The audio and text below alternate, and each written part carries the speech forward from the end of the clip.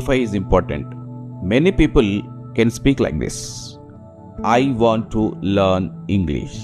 వాళ్ళు అక్కడతో ఆగిపోతారు. దాని తర్వాత ఏం చెప్పాలో అర్థం కాక నెక్స్ట్ వర్డ్ ఏంటో తెలియక ఆగిపోతారు. But today we learn how to extend the same sentence without thinking grammar. A4లో వాడిన సెంటెన్సెస్ని మనము ఈరోజు ఎక్స్టెండ్ చేయబోతున్నాము.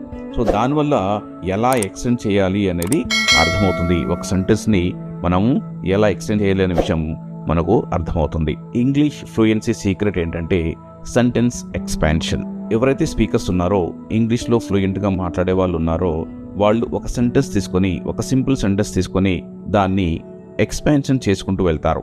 సో దాన్ని ఒక పెద్ద సెంటెన్స్గా మారుస్తారు. దానివల్ల వాళ్ళు ఫ్లూయెన్సీ అనేది పెరుగుతుంది.